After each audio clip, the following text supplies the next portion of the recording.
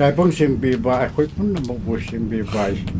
khối đi tầm ta si bị bài bài show yam nung ajri thakat jri maram di khang khang hau dana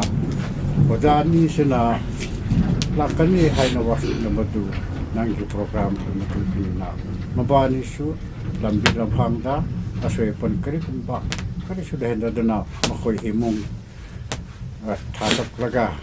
nangi wa posin tokani haina tak posida ekhoi kitamak de yam rai pak phai haina lo dere aduna mabani busu ekhoi bu aklan ba ekhoi su sor bani na adubu dori busu mabani tambi ke daba hai bi ke to si nangi thawai aseng bodana ekhoi bu pukning sida nangi thawai aseng bo si changbi dana sarga pho ekhoi bu chingbi daba leirenge punsis da achum ba oina lena ba ma khoi na takpiri ke ta basi a khoi na pugning da wa khan da lo ba he tu na lo silaga nang ka sim ba thawai da khoi bu ba han biu pang biu san biu nang po de khoi bu biu hai na e shor pap chin la ba ni na pap chin ba ma phom ni na chai bang si adana khoi ni ti nangon da pap chin la ba su e khoi pap tu han birega Adani na nang kawa pausi tak itu si laus bahai na ba nang gitawai asim da han na ekhoi pun loi na mak kisida nang gitawai asim da han na ekhoi pun da chang piwa na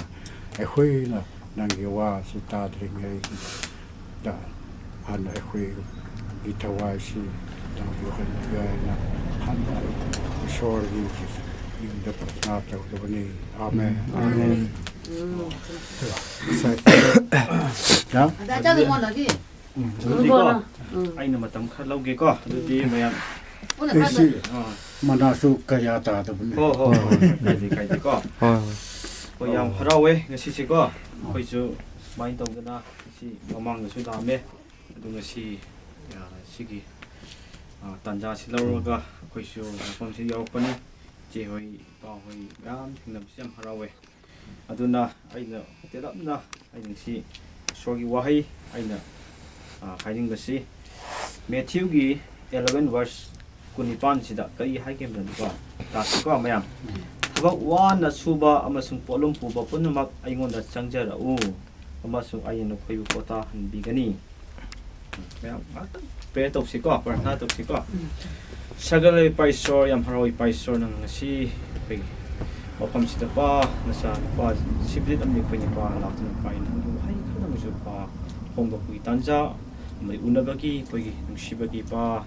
pe kudol pot amani khuding mak paisor khoi opam sida pa lekhri paisor pa ning yawiu wahai tamina saruk phongina khuding mak paisor na khoi bung doina wi pa mi kan khuding mung ji sugi ming dan je bani amen yam harawe adona gasi numitse isona khoi da bibi bani ko maramdi khoi su ram apadi lakpase si oi su samda na bagi yek bagi amma chadwa adu theng mangan badi sorgi khuta lai si ko khoi su khan ga bani kai su kai de sorgi soryawi khan ga ko kai su ningan na buslaite ki buslaite aduna soryaw bani na khoi kunsi se aduna khoi dong theng lasu khoi dong khoi da mak noi haijabiu khoi sapam tam da su aduna aina si haining masi Matthew 11:28 da haining masi ta sengna iseda aina hanging masi ipu da hang masi ta sengna taing pan lai bisi wa bra nungai bra hai bisi hanging masi wa bra nungai bra taing pan lai bisi why ko aduni taing pan lai bisi why poi mi why Ramdi tabak suraga sabani ko tabak suruga wan tabak suru pesa ta me sabani pamo ai lekwe dum kwa su ka de ka de so ai ko duna war hega khoi changjapom amadi khoi thiba tari ko khoi gi war ga su khoi changjapom do kanada singjagani haibatan isor asumba isor jisu da changjag da ko jisu da changjag ga dom ni khoi se kari gi changjag da no hangadi kai da bugi aini wara matam da ai ka da bugi shu da ai changjagani maramdi ai gi potlum ko ai gi potlum se isor gi mingda amadi mangondagi ꯇꯝꯖꯅꯕꯒꯤꯗꯃꯛꯇ ꯑꯗꯨꯒꯤꯗꯃꯛꯇ ꯏꯁꯣꯔꯗ ꯑꯩꯅ ꯆꯪꯖꯒꯗꯧꯕꯅꯦꯕꯀꯣ ꯃꯔꯝꯗꯤ ꯀꯔꯤ ꯍꯥꯏꯒꯗꯕꯗꯀꯣ ꯃꯈꯥꯗ ꯑꯗꯨꯝ ꯌꯦꯡꯁꯤꯀꯣ ꯖꯤꯁꯨꯒꯤ ꯄꯨꯛꯅꯤꯡ ꯋꯥꯈꯜ ꯖꯤꯁꯨꯒꯤ ꯄꯨꯛꯅꯤꯡ ꯋꯥꯈꯜ ꯀꯣ ꯖꯤꯁꯨꯗ ꯂꯩꯕ ꯄꯨꯛꯅꯤꯡ ꯋꯥꯈꯜꯁꯤꯒꯤ ꯑꯩꯈꯣꯏꯗ ꯂꯩꯅꯕꯒꯤꯗꯃꯛꯇ ꯃꯔꯝꯗꯤ ꯖꯤꯁꯨꯗ ꯀꯔꯤ ꯂꯩꯒꯦ ꯍꯥꯏꯕꯗ ꯃꯉꯣꯟꯗ ꯂꯩꯕ ꯄꯨꯛꯅꯤꯡ ꯇꯞꯄꯤ ꯄꯨꯛꯅꯤꯡ ꯇꯞꯄꯀꯣ ꯊꯃꯣꯏ ꯅꯦꯝꯃꯤ ꯄꯣꯊꯥꯕ ꯄꯣꯊꯥꯕꯁꯦ ꯑꯩꯈꯣꯏꯅ ꯋꯥꯔꯕ ꯃꯇꯝꯗ ꯑꯣꯖꯥꯅ ꯍꯥꯏꯀꯣ ꯍꯧꯖꯤꯛ ꯇꯥꯏꯝꯄꯥꯟ ꯂꯩꯕꯁꯤ ꯌꯥꯝ ꯋꯥꯔꯦ ꯍꯥꯏ ꯋꯥꯏ ꯏꯁꯣꯔꯗ ꯂꯩꯔꯒꯗꯤ ꯑꯋꯥꯕꯗꯣ ꯄꯣꯊꯥꯕ ꯐꯪꯒꯅꯤꯕ ꯏꯆꯦꯀꯣ ꯄꯣꯊꯥꯕ ꯐꯪꯒꯅꯤ ꯊꯃꯣꯏꯁꯨ ꯅꯦꯝꯒꯅꯤ ꯑꯗꯒꯤ ꯄꯨꯛꯅꯤꯡꯁꯨ ꯇꯞꯀꯅꯤ ꯁꯥꯎꯅꯤꯡꯕ ꯀꯌꯥ ꯂꯩꯔꯒꯁꯨ ꯑꯩꯅ ꯊꯕꯛ ꯋꯥꯅ ꯁꯨꯔꯒ ꯍꯜꯂꯛꯄ ꯃꯇꯝꯗ ꯑꯩ ꯋꯥꯔꯒ ꯁꯥꯎꯅꯤꯡꯕ ꯀꯌꯥ ꯂꯩꯔꯒꯁꯨ ꯖꯤꯁꯨꯗ ꯂꯩꯔꯒꯗꯤ ꯑꯩꯒꯤ ꯋꯥꯈꯜꯁꯦ ꯁꯥꯎꯅꯤꯡꯕꯁꯨ ꯐꯒꯅꯤ ꯑꯗꯨꯒ ꯑꯩꯅ ꯑꯋꯥꯕꯗꯣ ꯄꯣꯊꯥꯕꯗꯣ ꯐꯪꯒꯅꯤꯕꯀꯣ ꯑꯗꯨꯅ ꯑꯩꯈꯣꯏ ꯄꯨꯟꯁꯤꯗ ꯑꯩꯈꯣꯏꯅ ꯌꯦꯡꯒꯗꯕꯁꯤ ꯄꯣꯊꯥꯕꯁꯤꯗ ꯑꯩꯈꯣꯏꯅ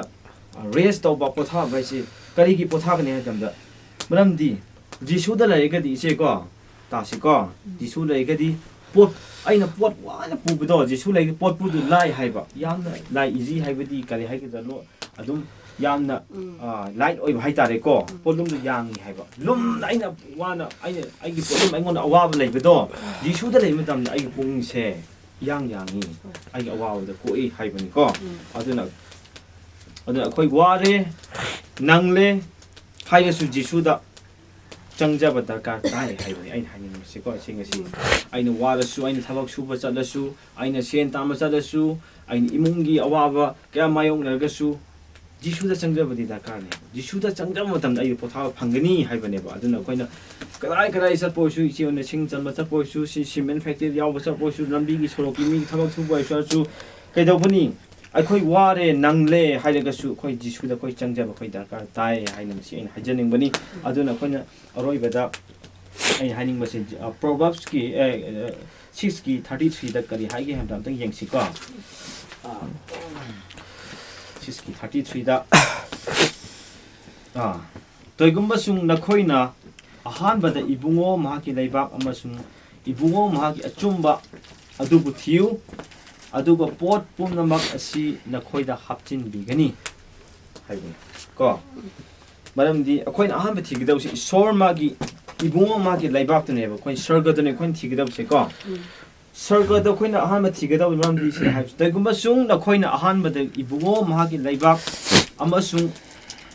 이봉호 마기 아좀바 아두 부티요 아두가 꽃 뿜나 것이 거의 합진 비거니 하이브니까. 아두나 거의 티기다우세 거리노 할 그남다 이봉호 마기 라이브악 하이비 설가 헤븐 거 마기 아좀바지 거리노 하는 거니 바이블데 이리버세 바이블 시대 이리버세 아좀바네버거 시대 거의 아좀바시 거의 시 마기 아좀바시 티게다바 아좀바 떠고다바 아좀바 티게다바 아니 이봉호 마기 라이브악 하이게다 설가 라이브악 거의 설가 잖아버 거의 거리 떠보다 거리 아파버 타욱 떠오니 아디 거이나 떠고다 보면도 시대 거의 너는 라이레 마두나 दरकार ताबा पोट पुमना खापचिन बिगिनी हाइबने अदुन आइगी दरकार ताबा को इपुगी इचेगी अदिं ले ओजागी चेगी को आइगी दरकार ओइबा आइ पुंसीगी दरकार ओइबा आइगी चागदबा इचागी ओइरो इमागी रो इनागी ओइरो पुनमक दरकार ओइबसे अखोइनी ईश्वर चुमना लेपा मतमदा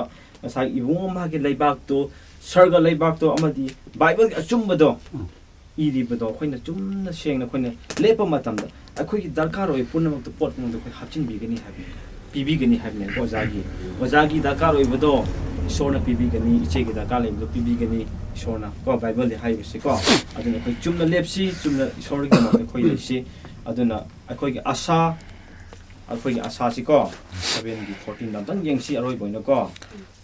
ꯑꯩꯁꯨ ꯃꯇꯝ ꯌꯥꯝ ꯁꯥꯡꯅꯗꯤ ꯂꯧꯅꯤꯡꯂꯦ ꯑꯗꯨꯕꯨ ꯉꯁꯤꯁꯤ ꯃꯇꯝ ꯌꯥꯝ ꯐꯪꯗ꯭ꯔꯦ ꯑꯗꯨꯒ ꯑꯩꯈꯣꯏꯅ ꯑꯔꯣꯏꯕꯗ ꯑꯩꯈꯣꯏꯅ ꯈꯪꯒꯗꯕꯁꯤ ꯑꯩꯈꯣꯏ ꯑꯁꯥ ꯑꯩꯈꯣꯏꯒꯤ ꯋꯥꯈꯜ ꯑꯩꯈꯣꯏ ꯀꯔꯤ ꯇꯧꯕ ꯇꯥꯏ ꯑꯔꯣꯏꯕꯗ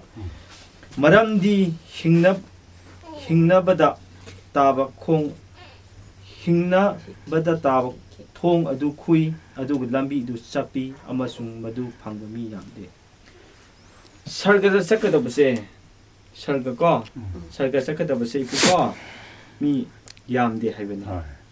ꯍꯥꯏꯕꯅꯤ ꯂꯝꯕꯤꯁꯨ ꯌꯥꯝꯅ ꯈꯨꯏ ꯍꯥꯏ ꯀꯣ ꯑꯗꯨ ꯂꯝꯕꯤꯁꯨ ꯌꯥꯝ ꯆꯞꯄꯦ ꯍꯥꯏ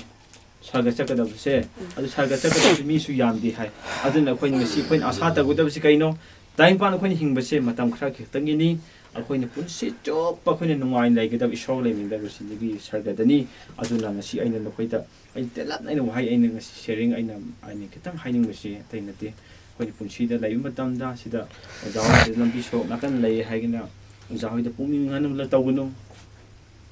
sidi matam khai khoi punsi matam khai khoi sida leibani ko matam khai khoi lakpani heng khoi nuai na khoi legedab bu ji ko sarga dani ko aduna ja aduna khoi sida layaga khoi esor ma pan lai khoi ya wan hinge sor loi ubane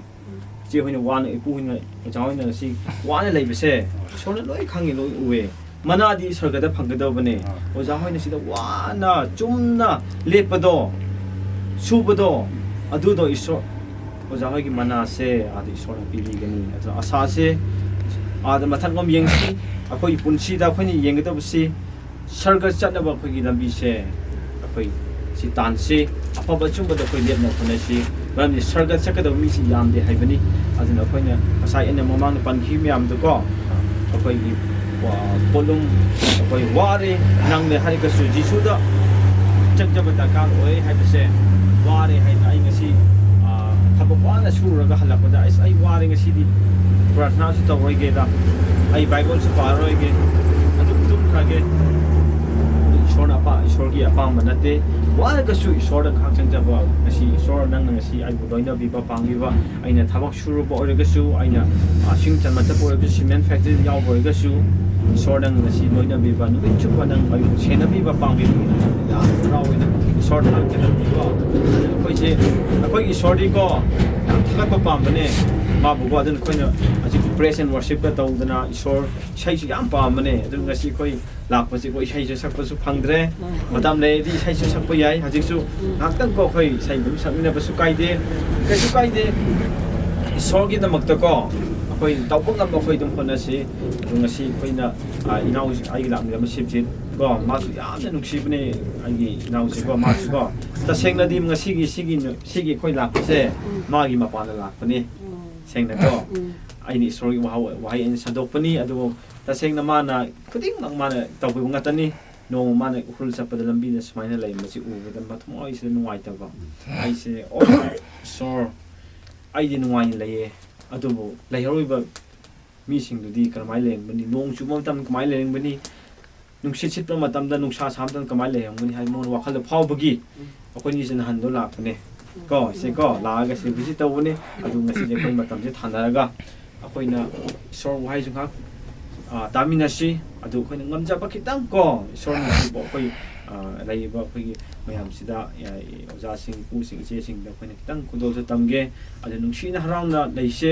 ब्रामदे खोइ time पान खोइना लैबसे जे ngasi हयें खोइ करि तवनि खंगदे करि थोकनि खंगबनाति को जा पलुंगदाम खोइ करि तवनि खंगबनाति हजि खोइ खनखेमे करि थोकनि खंगबनाति अनु खोइ पुंसि जे मतम खरा हिंगबदा को ईश्वरगी दमकता अचुंबदो तवम से थबक तो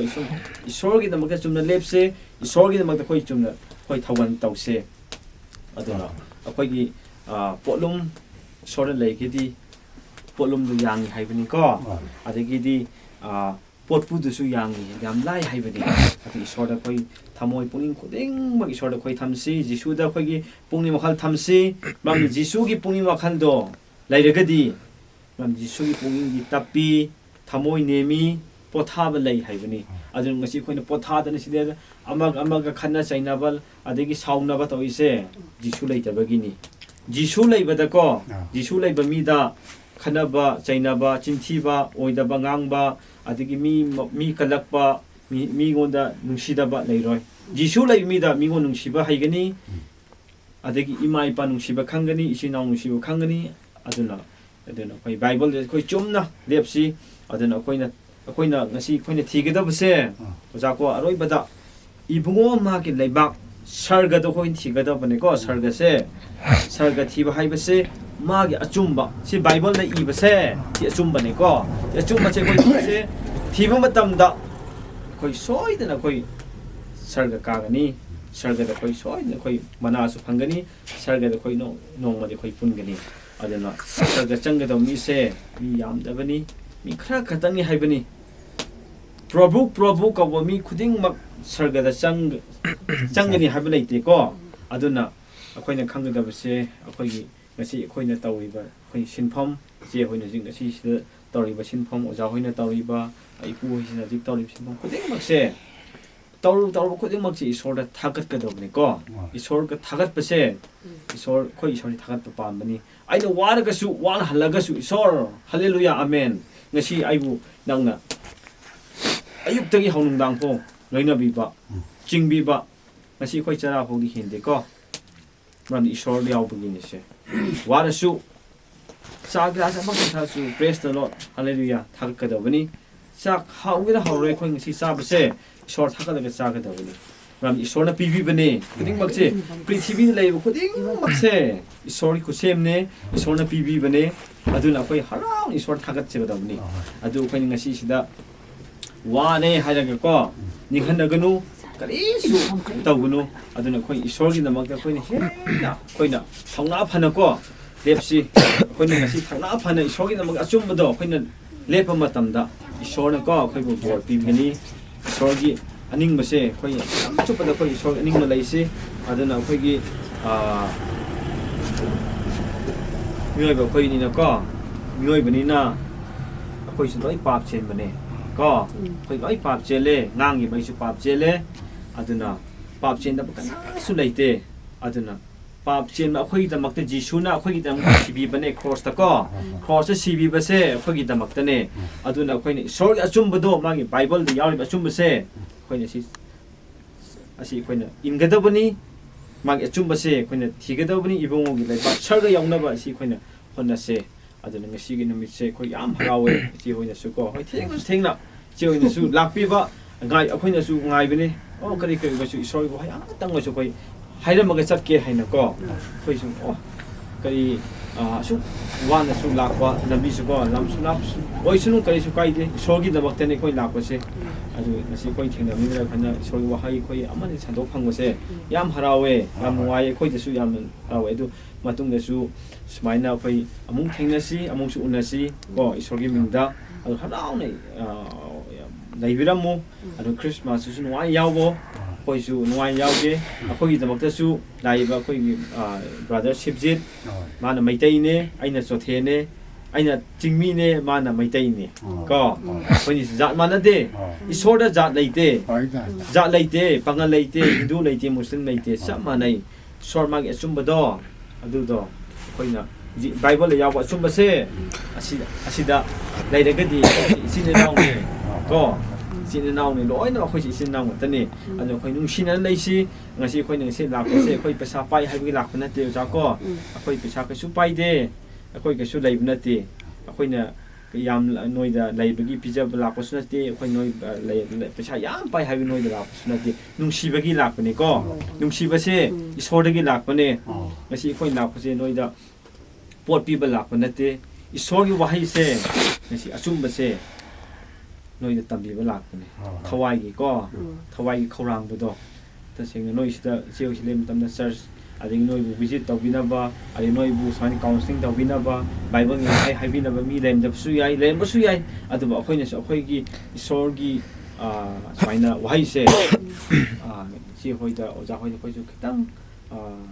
potha boina ko isor wahai se tamba lak pa ne aduna yamna harawe ngasi numit se adu matung da su adum thengna se dum khoi su lai ba noi mayam gi damak khoi dum pe dum leige khoi gi mak pe lai biu adu ngasi gi numit se yamna tangwa numit ni ko aduna matam su yamna chilang mun yo thabak su ba khapna wa su warang bani adu khoi su sidagi amung ifan da na hangada bani aduna khoi gi su prayer yaw biu ngasi harau na khoi khai kaina ba simai khoi matung da khoi thengna se asi wahai khra aina ngasi sogi wahai aina phong aina phong dok se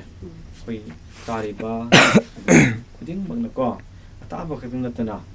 ya sorgi wahai de wangang boisnu aigi thamoida aina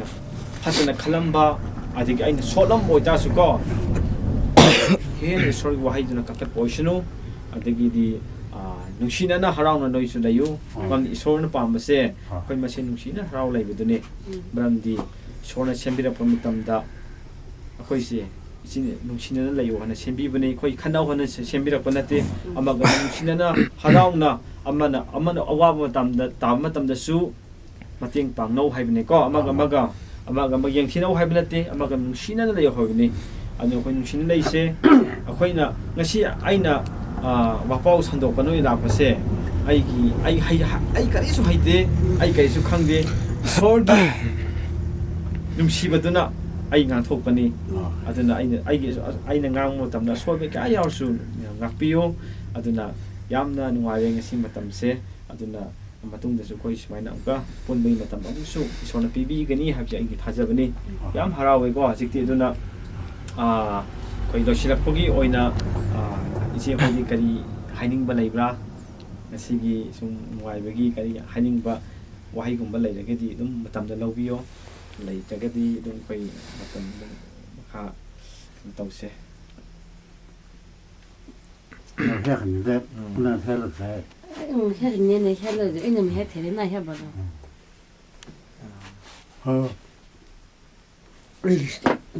是这还了？양바로제 쇼부수 어자니부수 양바로제 에이 그르수 큰 마나 마바니 시 있잖아 빌리 오케이 마스나 한바 마스나 톰바 자시 홈니 두 니파마 여름네 두 하르딜니 바호레 나 좀 레이트레 아두 마마스 레이트레 이게 마바니 하 레이 약간 하르레 버시다 두 그랬던 거니 하나 좀더 수레고야다 보니 khra पैसा खर्ची सा ना गरीब दा चसरा ना तो लग माने ना तुम सीधा चाहिए मंगा कोई एमुसु एक ही पासे कहनो खाना की पेडिग्रू है ना अद माँ के स्कूल डाले रहे मैं 아도나 마담데 거리 한가니 먹어도 라이리 담들이 호런 gonda 와이거니 파타바 도토거니 하이나 마파스나로 파니니 dakkan kanba 지하다레 보고노고 아도나 포라카 아도나 에파시 나 페티크로나 나차시 얌 파바네 에기 와수 항에 마딱 프라타도 부수 스마트웨 아도나 왕상로 스마트웨 마스 personal autobus yang pai adona mabudi amar proprio ko hai adona plak terpasita diagram sipu laga evangelist wa ba kun mari manga sita mana pesorwa po thawa sita je di sultan ba u de sultan ba ador so amuka ma chana tum chalaga esorga personal autoga leram ba du khoisi foundation Christian founder की मचानी other करे को बहुत जोबली ले रुसु टिकेशन ले रुसु नपाले रुसु ना ले बने ना है नंबर पर दाइमन रुसु चेरे अदर कोई दी बाइबल तम दबनी न को ले रुसु है तबनी ना अदर रुसु अदना कोई मरम सतनी अदना नारायण जानी सुना है बिता काउथो खरे थबक सिमरिने को उसिसु मबारी दि थुना लकलमना दु गारी बंदब गे थें खरबा अदु एसु मबानी ले दबगी डायरेक्ट खरबा थबक दि डायरेक्ट खरबा अदु बखोय गारी होय लकब कारी ता तवब्रा थें खरबा इंबना इंबा दु नखोय लकने अबसु काउ खरबनी अतु बाय बखोय दि खनलम 빠 한다 브라항기 아이디 오자세 이게 가도 그러니 가이지 누나 예수 타자는 메다 에이 혹시 안 나봐 아들 상자들가 한가 해보다 doktor 저벌레이테 가고 나시 에스트레로 원이 하나 뭔가 그래 로산데다 락닝다바 콘라닝다바고 그런 것이 시 거의 과리다 다르트 그래 그래 이슈 아dummo Ukhrul chasaba tabotegi adena kanamde adorusu isorgi program tumna dani sutaptana la bosida yamngaye khoidi khoran ba kaino chenchiba จับหมดอยู่ทับประชุนเต้กัดชุดตัวเต้ดูลายระบานีน่าลายระบากิมาทักตาให้จับกิมาทักตาอยู่ทับมาที่มาเก็บตัวก็เลยไปเลยเจ้ดูละจานี่ลาพอสิยามน้องไอ้ดูนะอิสโนะบอลปีบุษอีกคนนู้นั่งกินมิสลีอิสโนะ प्रश्न तौरिबन खोय 무슨 건물에 คิดก็เท้า ए 그러니까 통 하긴ฮะ 무슨 건물에 에또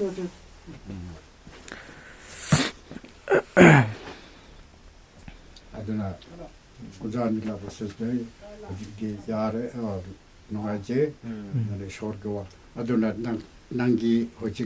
bible chapter verse thanam bi batare ai hai piramge ai am ko hai ram ko jani su chalo su jumda nungai na chapiu nungai na jum thum sunu ishora chan bi de na ana ya se pandan da na emu ya nungai na chek ona ba oi su church ta mission da nangi mission su ishora chan bi de na pun se da ishora chan bi de na awa na su le hem ta ba ishora chan bi de nangi missionary su ishora chan bi de chan ishora pangan bi de na short ke jasa pun si su nungai su emu su nungai ana ha jan ni nam nungai wai ko de ishora thakpa ishora thakpa prasna tabusi asela khoi diga ru boy ho yam rawi ko de ni su wai gi imong manung gi wai su koi tamina kre ko yam rawi aduna khoi gi ngasi akhoi ne ngasi lai ba se khoi ngasi wan lai bo ri su no lai ba su ko masi khuding mak isor yaw bune ko isor gi khud ai yaw bune aduna khoi kai su wa ga nu aduna khoi gi da mak ta isor akhoi achum ba do thi se isor lai kai isor na khoi da mak ta ne adum khoi da lambi dum pi ga ni kari kari ga su ko khoi ni isor thakat ka da buni isor gi wahai nuti gi bible pa biu ko isor gi wahai dan dum isor wahai de ina khun ba se ko tayong pang ina khun ba kana de isor gi wahai da ko bible se ina khun biyo adu ga nung ai gani kari su ko mi kala pa su lai roi mi yeng thi ba su lai roi mi ga nung ai da su lai roi se ko adu bible gi wahai sina thalaka da ko se ko bible gi wahai sina thalaka da khoi se nung ai gani kari su khanda bane mi gi mina car tong se sa da su kai su khaloi mina jeep tong chal su kai khaloi mina salon pa da se da khaloi ram di masi ai ngon isor na pibi bane masi hana na khoi isor na khoi sem ding ai da ai se ipu se ukhul adu da bani hai ba se hana na isor na loina yak khabane hajik adu accident na te masi accident na mata na te ngasi khoi ni sida lai ba se si accident na te isor gi hana na plan lai khabane adu plan do mapung phan ma lak bane ko isor la yaw bane khoi punchi se adu no kari suwa gum si ngasi ai ipu wai ta ba si am nuai ngon da ko imong gi mi lai ta ba yaw ga su kai su adu khoi na kai khoi gi khoi na ngam bane te ko adu ni isor gi khut thoi tham se imong gi awan na oi su anai oi ga su isor lai ko isor na loi phan ma ngam bane adun isor lai sin bi soina magi plan magi program lai lai mani magi program do mapung phara kan da adum akoi gi ai su ngangi bai su ai gi program do yawum tam dai ju isor lum la khot pi gani ko man dum pu bi gani upai leite thing ba sunga moi kanan su adun akoi punsi se ngasi digi hauna koi si harau na isor gi bible si ko asai ana hai bum da koi aina yam da ko thawani ma se yam ai na haning ma se ko akhoi na wa de nang le ko ngasi wa de nang le wa de yam hai da ka su jisu da changja ba dakar oi hai bani jisu da changja ba dakar oi hai bani khoi se maram jisu da potha lai ibungo gi laibak magi achumba khuding mag isor lai aduna isor lai regadi khoi punging tapi thamoi nemi potha lai hai bani adu punna mag to isor da khoi lai bani aduna haran ngasi khoi thengam siam harawe adu ai matam sida ai si loirage ko adu aroi bagi haija basi kanan haija gani kanan haija bayai ozana hai bibi abra 이제는 또 비비양이니까 열심히 깔아버려. 우리 프라트나시고 어디 이제는 땅굴로다 할게. 당 까이수 까이디 론고 땅굴론 할수 계속 까이디 이제는 우리 프레어 또 비로 거기 좀 있잖아 보기 쉬고 이제 로이 프레어 또 비로가 거기 사람 까이냐시 급성 medicine 뱀팅 하게 좀 살고 사과가 좀 더 많이 아니나 right way 쇼풀람 땅에 좀 되게 그냥 그쪽이 그게 좀 existing existing sabang사다 라는 진사가지 너무 막나 타러지나 니가 상미다 아니나 비브라 임팡네 왜나 작법 살라 가리 에나 살라 너무 막나 타러지나 니가 상미다 이tum나 비쿠에나 따라가 훌락 에나 따살라 아니나 이tum나 란 진사가지 비브라 우스무사 공락러다 아니 왜 그때는 뭔가 태지네 라는 왜 그런 거 뒤는 뭔가 태지 너니 이tum니 라셔 상으로다 아니나 저랑 에는 라이다 클레이만에 비브라는 미트락스 미시 아니 왜 둘이는 라는 소미로 아니 왜 그딴 것이 세코르니 비브라는 소미나 클래스에 그놈은 소미라 그래 비브라싱이 맨 또막 셔부 방셔블 상미로 클라 아니나 he went to the garden 이tum 상으로 세코르 굽상아래 알아 아니나 he went 자포하네 아니 왜 동리나 비브라는 쇼풀람 따네 까리르서 살라라 비브라 아니 왜 인지 동리 비브라는 소미다 그는 그 자모랭 썩이락라 아니 왜 크리즈 우슈 썩니다 인파울레니 리팔라 에나브라 무상쿠네가 이제 자위람 리팅비 브레나 하누샵 코와이 너무 망라가 터지는 소미도 비브라 히크타 담을 성방르가 에나 등다이 동리 그 자위 클레방 구치분이 너무 망라가 터지는 소미락 로다 아니 아루 히와이나자 포고레 아니 위토미르라나 소미노다 세코르 와나 방니 호선다 색산에 주네 위미지나 그유땡땡 사진으로는 아멘 아멘 감사합니다 아두나 여기 앞으로 또 그래 우암세 스파인 스쿨로 실례게 아두가 코이너거 코이너 기당 지역이 넘바 구돌 뻗고 카피비 시비는 비기라 콩콩아